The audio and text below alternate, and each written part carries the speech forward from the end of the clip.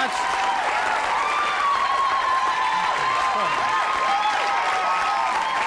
It's a strange, yes. I know everybody here is, I know there's a lot of excitement in the studio tonight. Lots of excitement. Although, I have to say, it's getting a little inappropriate. No, it's okay. It's good. It's kind of a people are giddy. It's what's happening. It's kind of a strange week because it's that time of year we just set the clocks back. The days are getting shorter, and everybody's in that weird happy sad thing. Everybody's like that. Everyone's going around saying, "I love it. I love the weather now. It's so bright and clear." And my furnace kicked in for the first time and blew dust and rodent hair all over the house, and it's good. And I guess I should have fixed the roof, but now it's too late. And there's that beautiful frost all over everything. And in the morning, I shot myself in the eye with a de-icer, and it's like, and I've been on it. Oh, there you go, yeah.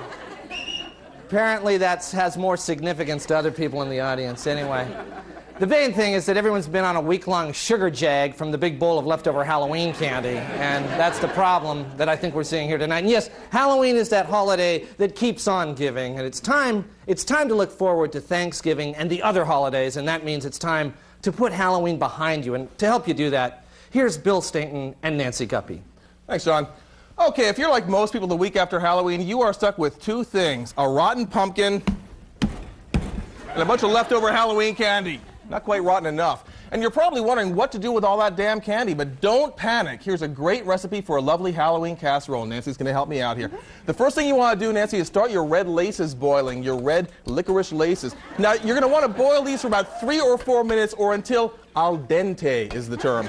Now, while that's cooking, let's make a simple base, shall we? Just mix together all your bulk chocolate, your Milky Ways, Almond Joys, Snickers in a large mixing bowl. Be sure to mix in with a healthy amount of Hershey's chocolate syrup. You're going to need that for bonding, Nancy, a whole big helping. And don't be afraid to get your hands in there. You got to feel the meal, Nancy. Feel the meal. Okay, now, if you've got any Tootsie Rolls or Big Hunks, you're going to need to tenderize them first because they can be a little tough. Okay, next, fold in a cup of Whoppers. It's pretty easy because they come in these handy milk carton thingies. If you don't have Whoppers, you can substitute in Milk Duds because they're practically the same damn thing. Now stir it all up. Can you smell that? Smells great, huh? Yeah. Looks dull though. Needs some color, doesn't it? So we're going to add some braised Skittles. Just heat the Skittles in a saute pan with a splash of red wine. Heat the Skittles in there, splash of wine until they're heated through. Okay, let's put this all together now, shall we? Get out your 9-inch by 9-inch baking pan. You're going to need that right away. And start with a layer of the chocolate base in there, followed by your boiled red laces. Then add the braised Skittles. Get on it, Nancy. Now, here's a good tip. If you want kind of a southwestern Santa Fe style casserole, sprinkle in some hot tamales. Here, hot tamales, Nancy. Ay, muchachos y muchachas, vamos a tener una comida muy elegante y deliciosa para satisfacer nuestra hambre. Finally, top your casserole with pixie sticks powder and bake at 350 degrees for half an hour or until the juices run clear. Then garnish with a sprig of parsley and you have a wonderful main course. How about a side dish?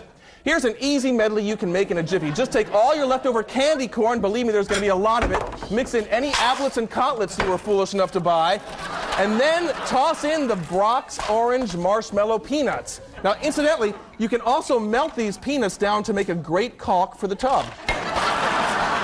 Pour the medley into your Cuisinart and puree. There we go, puree it all. Now, once that's done, that's close enough. Take the entire mixture and throw it away because who the hell wants to eat that crap? Am I right? Huh? Bon appetit. Back to you, John. Well, thank you. Thank you very much, Bill. Thank you very much, Bill and Nancy. And I certainly hope that Nancy is getting the medical attention that she apparently needs at this moment. Well, we've got an election in a couple of days. It's not quite as momentous as the one they had in Canada last week. You know, they were voting to see if Quebec would secede and tear their country apart. It's not that bad here. Although, last week, the King and Queen of Norway toured Ballard and got everybody whipped into a frenzy. And, you know, they were talking about seceding, and then everybody had some casserole and shots of akavit, and everything sort of calmed down. Although it is kind of a strange election. On one hand, there's the initiative to pay landowners who have their land unfairly taken away from them. Now, wouldn't you think that that would be the one that the Indians would be backing?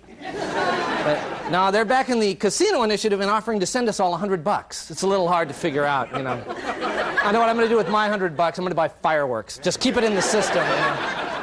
Anyway, we thought you should be better informed about the initiatives that you'll be voting on, so we gathered up a whole bunch of the advertisements so you could see them all at once. Take a look.